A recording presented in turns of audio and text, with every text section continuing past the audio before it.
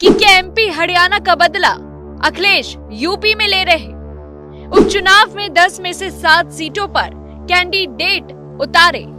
कांग्रेस को सिर्फ हाथ लगी तो 2 सीटें। 7 सितंबर 2024 हरियाणा में विधानसभा चुनाव थे।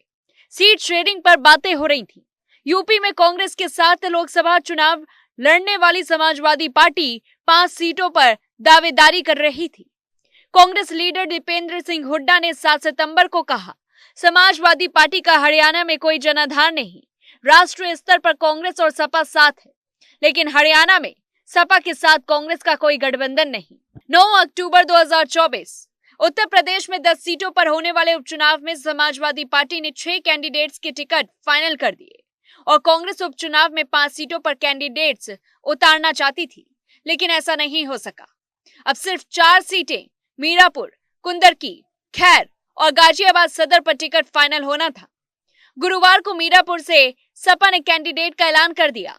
कांग्रेस 5 सीटों पर चुनाव लड़ना चाहती थी, लेकिन आखिर में उसे सिर्फ 2 सीटें खैर और गाजियाबाद सदर ही मिली। यूपी में कांग्रेस की दावेदारी को किनारे करना दीपेंद्र हुड्डा के बयान का जवाब माना जा रहा है। उपचुनाव के लिए 9 सीटों पर 13 नवंबर को वोटिंग होगी। अयोध्या की मिल्कीपुर सीट पर अभी चुनाव नहीं होगा।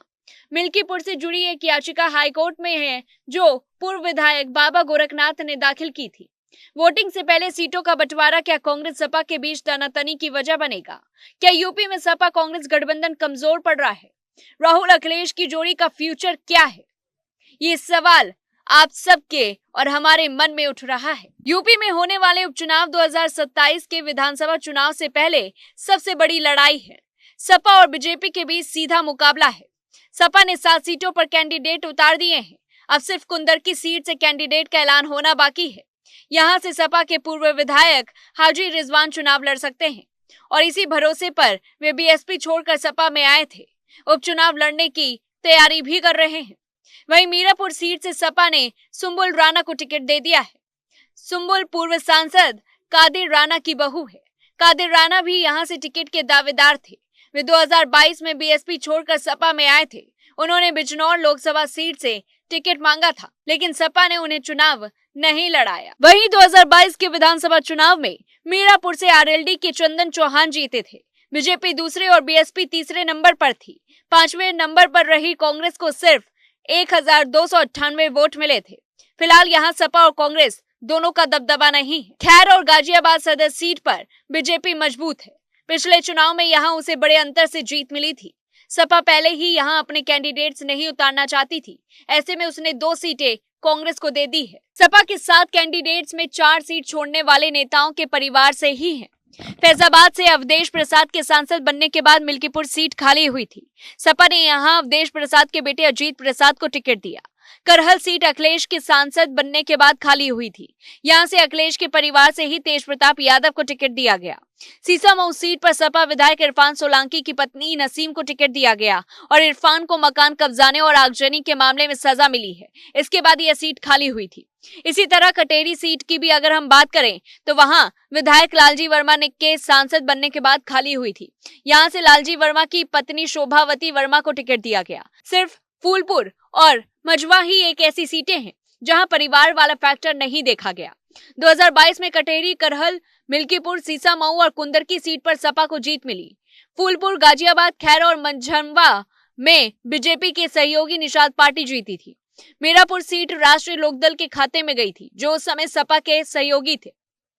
कांग्रेस इन 10 सीटों पर मुकाबले में भी नहीं थी। वहीं अब अगर सपा कांग्रेस के सीट बंटवारे को लेकर के बातचीत की जाए तो लगता है कि उत्तर प्रदेश में एक कहावत बहुत प्रचलित है। कहा जाता है कि तोप का लाइसेंस मांगोगे तो बंदूक का आसानी से मिल जाएगा।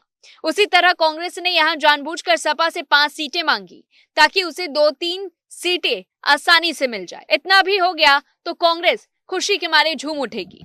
वहीं लोकसभा के नतीजों के बाद कांग्रेस यूपी में पहले से ज्यादा कॉन्फिडेंट है और इसी वजह से उसने सपा के सामने 50% सीटों की डिमांड की।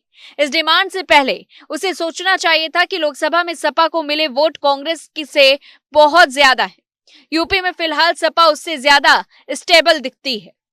वहीं 7 अक्टूबर को लंदन से लौटते ही अखिलेश यादव उपचुनाव के लिए एक्टिव हो गए।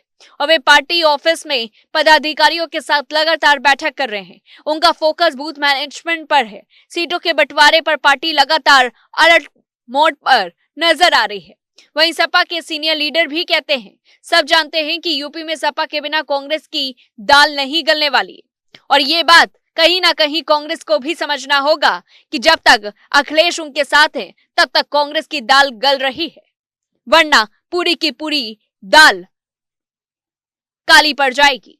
लोकसभा चुनाव में भी कांग्रेस के कैंडिडेट इसी वजह से अच्छे मार्जिन से जीते। अगर हम उनके लिए सीटें ना छोड़ते तो शायद उन्हें आधे वोट भी ना मिलते। वहीं जब बात सीट शेयरिंग को भी लेकर के हो रही है तो मैं ये भी बता दूं कि सपा हरियाणा विधानसभा चुनाव में सीटें ना दिए जाने से भी नाराज कहीं ना कहीं है। मध्य प्रदेश विधानसभा चुनाव में भी कांग्रेस लीडर कमलनाथ ने सपा को सीट देने से इनकार कर दिया था। दोनों राज्यों में कांग्रेस को हार झेलनी पड़ी और यही कारण था कि हरियाणा का रिजल्ट आते आते सपा ने अपने उम्मीदवारों का ऐलान कर दिया। इसे एमपी और हरियाणा का बदला भी माना जा रहा है। वहीं अखिलेश भले ही 10, 11 और 12 अक्टूबर 3 दिन में तीसरी बार अखिलेश यादव ने कुछ बातें दोहराई। सबसे पहले अपने पैतृक गांव सफाई में, फिर पार्टी में, ऑफिस में, प्रेस कॉन्फ्रेंस के दौरान और फिर लखनऊ के लोहिया पार्क में अखिलेश ने कहा कि गठबंधन पहले जैसा ही है, सपा और कांग्रेस साथ है। हमारा गठबंधन पीडीए यानी पिछड़ा, दलित और अल्पसंख्यकों के साथ लगातार खड़ा है। लेकिन कहीं ना कहीं सपा के इस रुख को लेकर के बड़े सवाल खड़े होते हैं। पहला ये कि अखिलेश को बार बार ये सफाई आखिर क्यों देनी पड़ रही है। दूसरा ये कि क्या यूपी में सपा और कांग्रेस में सब कुछ ठीक नहीं है। तीसरा ये, अगर ठीक है तो फिर अखिलेश को एक ही बात बार बार कहने की क्यों जरूरत पड़ रही है। देखा जाए तो अखिलेश यादव लोकसभा चुनाव में समाजवादी पार्टी के शानदार प्रदर्शन से बने माहौल को 2 साल तक और खींचना चाहते हैं। कांग्रेस से गठबंधन बनाए रखने का भरोसा दिखाकर वे मुस्लिम और दलितों को साधे रखने की रणनीति पर लगातार काम कर रहे हैं। अखिलेश लगातार कांग्रेस से गठबंधन की बात कह रहे हैं तो दूसरी तरफ कांग्रेस नेता उन पर आरोप लगा रहे हैं कि सपा ने उन्हें बिना बताए 6 सीटों पर उम्मीदवार उतार दिए। सपा और कांग्रेस की कमजोर पड़ती अंडरस्टैंडिंग उपचुनाव में गठबंधन को नुकसान भी पहुंचा सकती है। वहीं कांग्रेस और सपा के गठबंधन का मकसद बीजेपी को हराना है तो दोनों के बीच सीटों पर मतभेद नहीं होना चाहिए। देखा जाए तो इस टकराव से दोनों को नुकसान और बीजेपी को जरूर फायदा हो जाएगा। अगर इसका एक उदाहरण भी देखें तो हम लेते हैं लोकसभा चुनाव का उदाहरण, जिसमें लोकसभा चुनाव में भी कांग्रेस ने ज्यादा सीटें मांगी थी, तब उसे 17 सीटें देकर चुनाव लड़ा गया। इसका नतीजा गठबंधन के हक में गया और उसने बीजेपी से ज्यादा सीटें जीती। लोकसभा चुनाव में कांग्रेस और समाजवादी पार्टी का अलायंस था। इसकी बदौलत सपा ने 37 और कांग्रेस ने यूपी में 6 सीटें जीती। राहुल गांधी रायबरेली सीट से 3.9 लाख वोटों से जीते। ये मार्जिन उनकी दूसरी सीट वायनाड से ज्यादा है। वहां राहुल 3.64 लाख वोट से जीते थे। 2019 में कांग्रेस अकेले चुनाव लड़ी थी, पार्टी को सिर्फ रायबरेली में ही जीत मिली। 2014 में कांग्रेस ने सिर्फ 2 सीटें अमेठी और रायबरेली ही जीती थी। और अभी जहां पर भी अखिलेश ने जिन सीटों पर कोई भी कैंडिडेट नहीं उतारा है, चाहे वो कुंदरकी हो, गाजियाबाद हो, खैर हो, क्योंकि देखा जाए 2022 में कुंदरकी में सीसी सीट से सपा के जियाउर रहमान बढ़कर जीते थे। उनके सांसद बनने के बाद इस सीट पर सपा का दावा बना हुआ है। गाजियाबाद सदर सीट 2022 में यहां से बीजेपी के अतुल गर्ग जीते थे। उन्हें 1,50,205 वोट मिले थे। दूसरे नंबर पर सपा थी। अगर हम खैर सीट की बात करें तो अलीगढ़ जिले में आने वाली खैर विधानसभा सीट पर बीजेपी के अनूप वाल्मीकि को 1,39,643 मिले थे।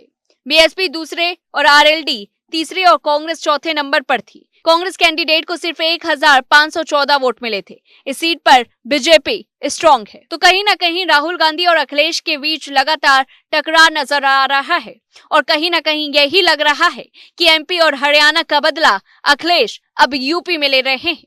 इस पूरी रिपोर्ट को लेकर के आपकी क्या कुछ राय है, कमेंट बॉक्स में बताएं। तब तक के लिए देखते रहिए News1 इंडिया।